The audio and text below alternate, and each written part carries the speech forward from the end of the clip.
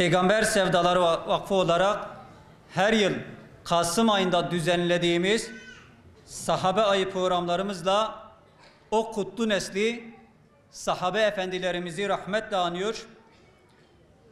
Onların izini bugünün gençliğine taşımaya gayret ediyoruz. Ancak bu yıl sahabelerin izini sadece tarihin sayfalarında değil, bugünkü ümmetin direnişinde, Gazze'nin iman dolu sokaklarında görüyoruz.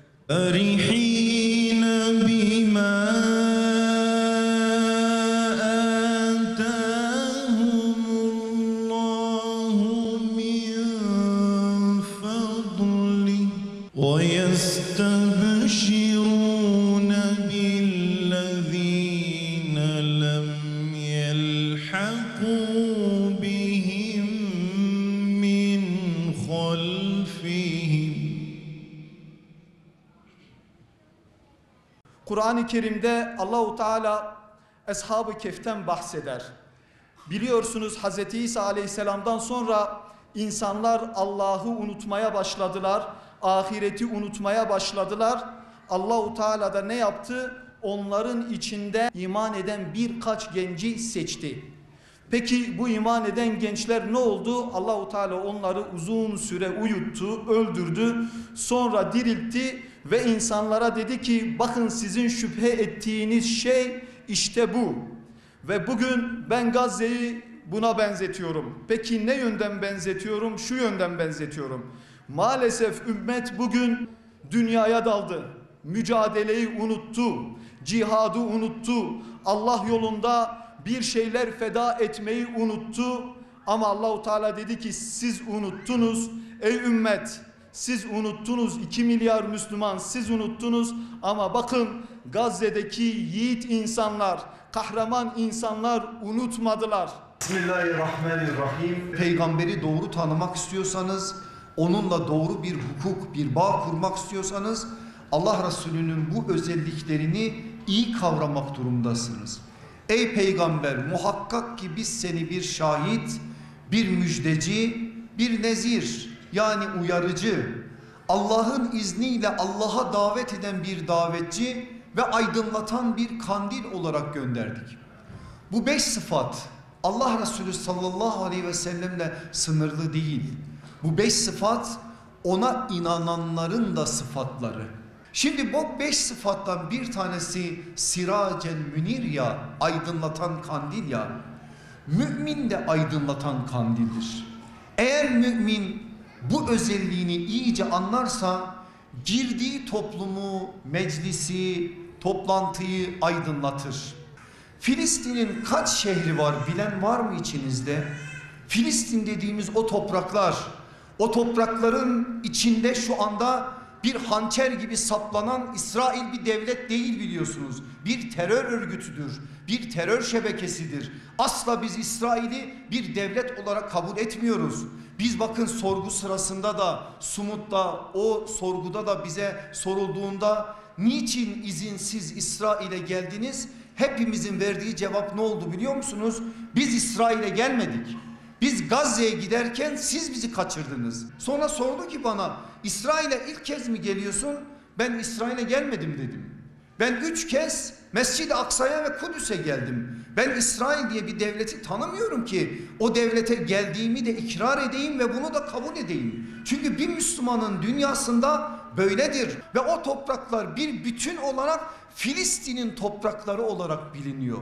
Belki siyasiler siyaseten 2 devletli çözümü konuşur, bunu söylerler. Ama bir Müslümanın dünyasında 2 devletli diye bir çözüm yoktur. Bir Müslümanın dünyasında sadece ve sadece başkenti Kudüs olan Filistin diye bir devlet vardır. Ve o Filistin devleti miracın yatağıdır. Ve orası çevresi mübarek kılınmış topraklar olarak peygamberimizin bize emanet ettiği topraklardır. Biz böyle biliriz, böyle inanırız. Onun için bizim en büyük sloganımız bence burada bir atalım, Siirt'ten de o duyulsun. Nehirden denize özgür Filistin.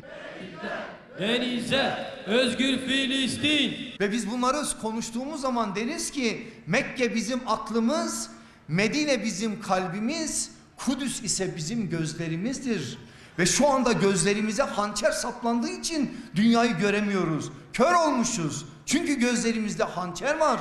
O hançerleri çıkaracak eller lazım ki o eller de inşallah bizler olacağız. Bu konuda da hiçbir tereddütümüz olmasın. Allah'ın izniyle Selahaddin'in torunları olarak onları çıkaracağız. Zaten bu toplantıların, bu konuşmaların anlamı da bu. Eğer sadece biz burada Gazze'yi överek gideceksek, üzerimize sorumlulukları taşımayacaksak, sorumlulukları konuşmayacaksak bir anlamı yok. Gazze neyinden dolayı aydınlık şehir biliyor musunuz? İmanlı insanlarından ve o imanlı insanların orada verdiği mücadeleden. Başka bir şeyden dolayı değil. Topraklar değildir kutsal olan. Asıl toprağı kutsal kılan, o toprağa değer katan, imanı yaşayan insanlardır. Mücahitlerdir, muvahhidlerdir, murabıtlardır.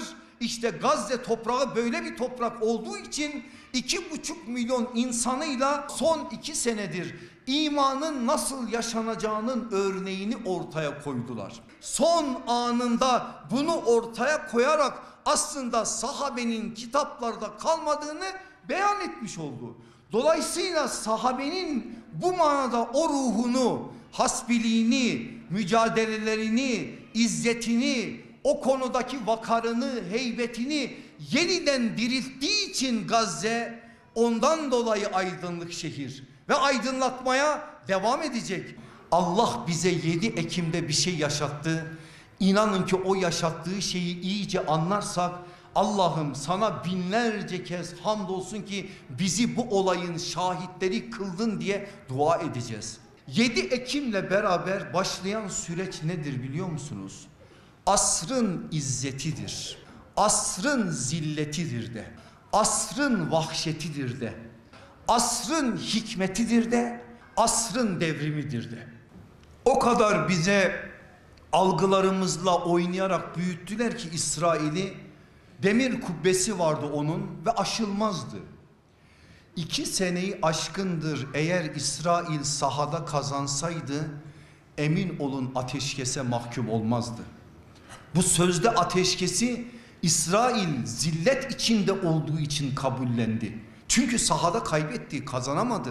Buna rağmen niçin ateşkese mahkum oldu? Çünkü Gazze'de sahada kazanamadı İsrail. Orada bir izzet yaşanıyor ve o izzetli müminler bütün dünya Müslümanlarına, bizlere de izzeti kaybetmiş ve izzeti unutmuş, dünyaya dalmış, vehn hastalığına kapılmış, cihadı unutmuş, şehadeti dualarının başına koymaktan vazgeçmiş, cihat için yüreği atması gereken Müslümanlara, konfor Müslümanlarına bir kez daha bu işin böyle olmayacağını söylediler. Kendi hayatlarıyla bunu ortaya koyarak söylediler. Asrın zilletine de şahit oluyoruz. Zillet kimin için? Vallahi ümmeti Muhammed'e demeyelim, haksızlık ederiz. Ümmeti Muhammed'in başına musallat olan ama İsrail'in çıkarları için çalışan ve İslam'ın, Müslümanların kanını emen o kene gibi omuzlarımızda ve başımızda olan bu yöneticiler. Başka bir şey değil, bunlara zillet. Biz kendimizi niye bunların bir zilletinin bir parçası kılalım? Asıl zillet şu anda İsrail'in çıkarları için Sudan'ı kana bulayan Birleşik Arap Emirlikleri'ndir. Asıl zillet Mekke'yi, Medine'yi bağrında saklamasına rağmen İsrail'in çıkarları için konuşan Hadimul Harameyn değil, Hainul Harameyn olan Suudi Arabistan'dır. Asıl zillet şu anda bir kesse oradaki nefes borularını İsrail'i boğacak olan ama bunu asla yapamayacak olan Ürdün'dür. Asıl zillet şu anda İsrail'in çıkarları için kendi milletine bile kan kusturan Mısır'ın firavunu olan Sisi içindir. Onlar için zillettir.